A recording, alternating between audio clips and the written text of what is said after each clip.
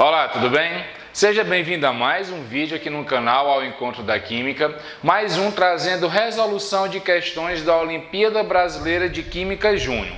Esse vídeo que é o segundo de 3 que traz aí a resolução da prova de 2021. Mas antes da gente partir para a resolução dessas questões, já é inscrito aqui no canal? Se não for, aproveita para se inscrever agora e não perder conteúdos como esse, ok? Além de ajudar o canal, claro, a passar conteúdos como esse de forma gratuita para você. Primeira questão desse vídeo. A ilustração abaixo destaca a visão interna de um equipamento utilizado em processos de separação. A gente está falando aqui de separação de misturas. Este equipamento se mostra eficaz na separação de quem? Seria no plasma, no sangue? Seria no ouro na areia? Seria da amálgama de ouro? Ou seria do açúcar do caldo de cana? Para quem não conhece esse aparelho, trata-se aí de uma centrífuga que é muito utilizado quando a gente pretende acelerar o processo de decantação. Quando a decantação não ocorre simplesmente com a força da gravidade, coloca-se a mistura que você quer separar em tubo de ensaio, por exemplo, e devido à alta rotação que tem nesse aparelho, faz com que as partículas sólidas se separem aí da parte líquida. Para quem já estudou um pouco sobre isso, já vai direto aí na letra A, quando lembra aqui na separação do plasma no sangue. Quando você vai fazer um exame de sangue, que coloca realmente esse tubo de ensaio na centrífuga, no ultracentrífuga, ele vai exatamente separar a parte sólida da parte líquida do sangue, ok? Eu acho que é um dos exemplos mais bem citados, é quando a gente tem aí a centrífuga relacionada exatamente a esse exame, essa separação do plasma no sangue. Os outros itens que a gente tem aqui, ouro na areia, isso aqui a gente vai por meio de levigação, não é necessário uma centrífuga aqui com uma peneira, né, e com corrente de água a gente já faz esse processo. A amálgama de ouro, eu estou falando aí de uma liga metálica, então é necessário uma fusão fracionada, um derretimento. E a gente tem aqui o açúcar do caldo de cana, que seria aí um processo que traz a etapa de cristalização, ok? Então a dica aí para ti, quando se fala em ultracentrífuga, lembra bem desse exemplo do plasma do sangue, ou então lembra aí toda vez quando a gente precisar de uma aceleração de um processo de decantação, beleza? Partindo aqui para a próxima questão, analise o processo industrial representado abaixo. O que é que você observa aqui nesse GIF? Você vê aqui uma coluna de fracionamento. Isso é muito comum também quando a gente associa a parte de destilação do petróleo. Quando a gente pretende pegar ali o petróleo como matéria-prima e a partir dele produzir várias outras substâncias. Eu sei que eu te dei aí alguns spoilers dos itens que a gente vai analisar, mas era necessário que a gente fizesse essa interpretação antes de partir aqui para a análise dos itens. Então, primeiro, se você observar, diz que o equipamento ilustra uma coluna de fracionamento. Foi exatamente o que eu coloquei para você. Fracionamento porque dependendo dessa temperatura que a mistura é colocada, ela vai produzir um material, uma substância em específico. Sistemas desse tipo são usados no refino do petróleo. Também acabei passando essa informação para você logo no início dessa questão. Trata-se de um item verdadeiro. Essa coluna, mais uma vez, uma coluna de fracionamento utilizada aí exatamente no refino do petróleo. Terceiro, ele exemplifica uma etapa de uma destilação simples. Essa aqui você vai marcar como sendo falsa, e aí eu vou explicar. Existe aí a destilação simples e a destilação fracionada. Eu vou tentar te explicar aqui qual é a diferença entre elas.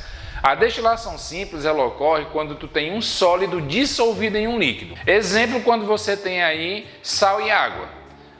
Quando você coloca para aquecer essa mistura, a água, por apresentar um ponto de ebulição menor do que o sal, e bem menor, bota menor nisso, o sal tem aí em torno de 1400, enquanto a água é só 100 graus, a água vai evaporar.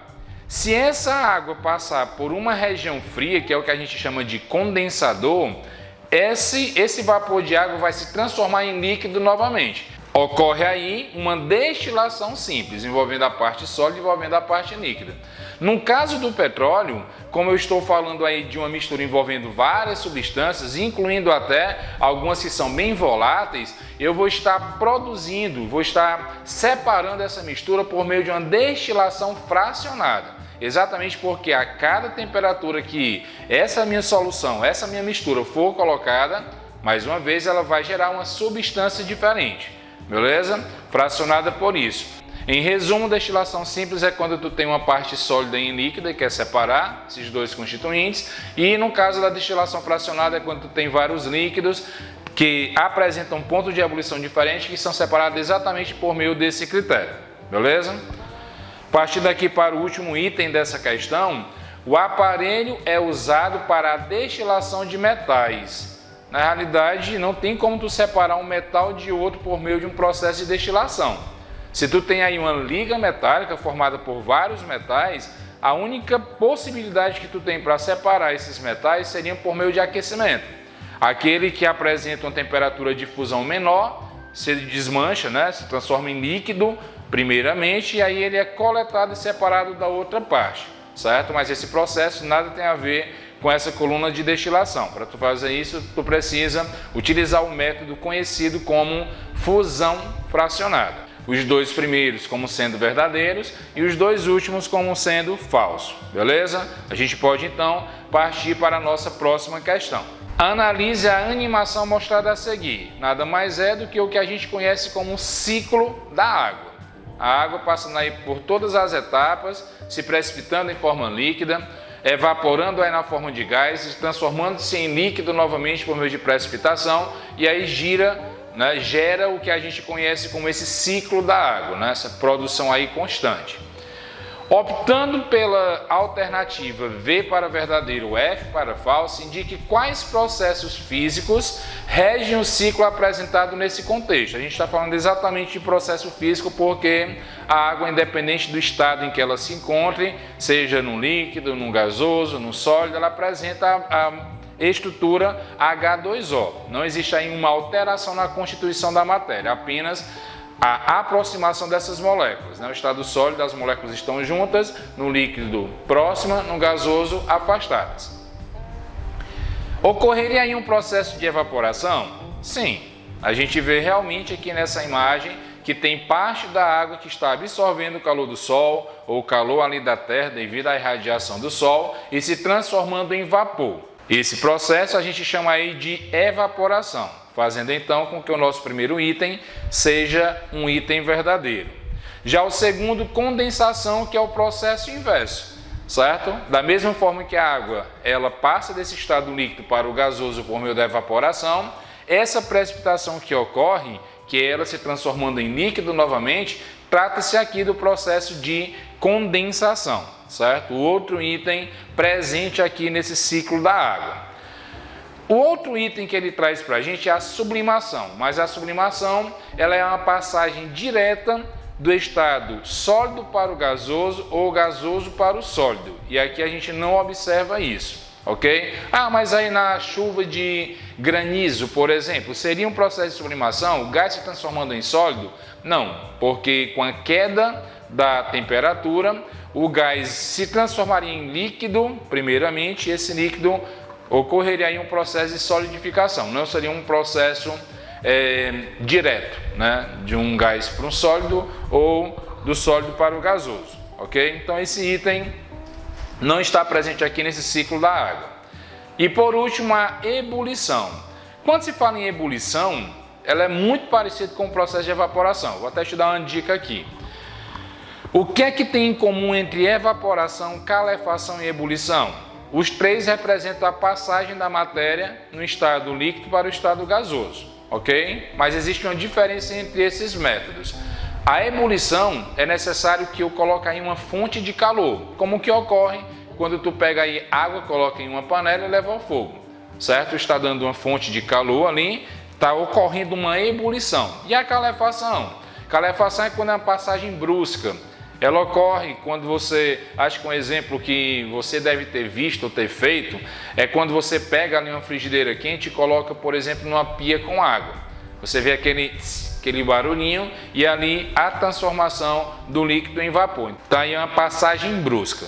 ok? E por último a evaporação, que é o processo natural, que é exatamente o que é exemplificado aqui no nosso ciclo da água, beleza? Então, mais uma vez, os dois itens aqui como sendo verdadeiros e os dois últimos sendo falsos. Próxima questão, o vídeo abaixo ilustra a etapa final de um processo de purificação de uma substância. Até citei aqui nas questões anteriores quando eu me referia à separação de metais. Dentro do processo visualizado, qual é a fase destacada na imagem? Faria uma crítica aqui a esse enunciado, porque quando ele fala em fase destacada, poderia falar numa fase sólida, líquida ou gasosa, certo? Mas o que está acontecendo aqui é uma mudança de fase, certo? Tanto que as alternativas trazem para a gente fusão, evaporação, sublimação e liquefação. E aí a gente vê o metal realmente sendo aquecido, passando para o estado líquido, que caracteriza aí o processo de fusão. Certo? Letra A, processo de fusão, passagem do estado sólido para o estado líquido. Sem perder tempo, a gente pode partir aqui para mais uma questão. As imagens mostradas no vídeo abaixo são apetitosas, confira. O que é que você vê aí? Um churrasco, uma preparação de churrasco. Sobre a fumaça produzida nesse processo, é correto afirmar que ela corresponde a uma. Seria uma mistura homogênea a fumaça? Não. A fumaça ela traz aí, no mínimo, a parte gasosa e a parte sólida. Quer ver? Coloca aí um pano molhado próximo a essa fumaça que tu vai ver que algumas partículas sólidas vão grudar na superfície desse tecido. Letra B, vapor de carvão rico em fuligem, tipo de particulado baseado em carbono. Na realidade, vapor de carvão, né, seria algo meio esquisito. Pode até levar partículas sólidas de carvão na fumaça, mas para se transformar em vapor de carvão, eu precisaria aí de uma temperatura bem mais elevada do que a que tu encontra aí nesse churrasco, ok? Existe uma diferença entre carvão sólido presente na fumaça e vapor de carvão. Letra C, mistura de CO2 em vapor d'água, produtos típicos da combustão completa. Até que é um item, né, uma afirmação correta quando a gente vê ele associando o CO2, que é o gás carbônico, e o vapor de água a uma combustão completa. Mas é isso que acontece realmente em um churrasco? Está tendo ali uma combustão completa? Não, certo?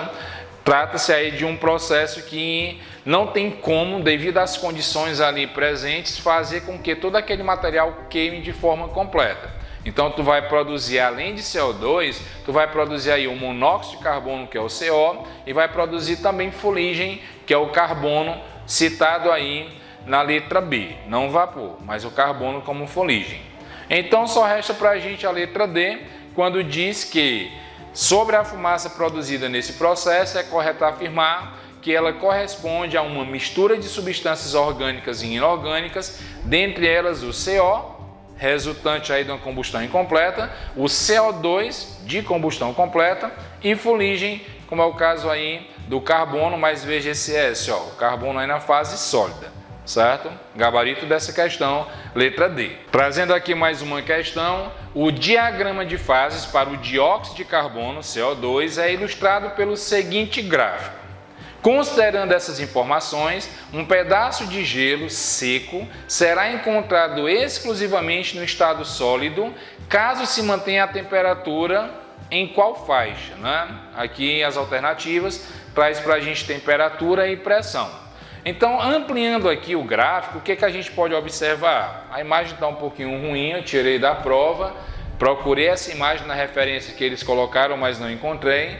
A gente tem aqui um gráfico, essa parte cinza representando a parte sólida, a verde representando a parte líquida e essa laranja representando a parte gasosa. Qualquer encontro entre pressão e temperatura que esteja aqui nessa parte cinza vai realmente caracterizar a fase sólida, que é o que a gente está procurando aqui em gelo seco.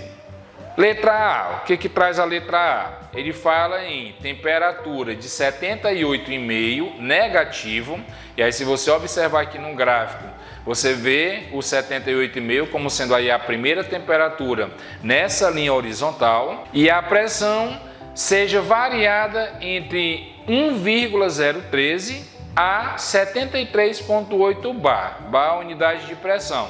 E aí, se você observar no gráfico, esse 1,013 é o primeiro valor numérico que aparece aqui no gráfico na parte vertical, e o 73,8 é esse último valor que aparece aqui. E se você observar, mantendo-se essa temperatura de 78,5 e essa pressão de 1,013 a 73,8, trata-se aí de região na parte cinza que caracteriza exatamente a parte sólida, sendo aí o gabarito da nossa questão, letra A. Gostou do vídeo? Gostou da resolução? Comenta aí, deixe uma sugestão, um elogio, uma crítica, porque é a partir desse feedback que a gente vai construindo aqui um canal melhor para você, ok? Se gostou, curte e compartilha com seus colegas que também estão estudando aí para essa prova. Tchau, tchau. Até o próximo vídeo aqui no canal Ao Encontro da Química.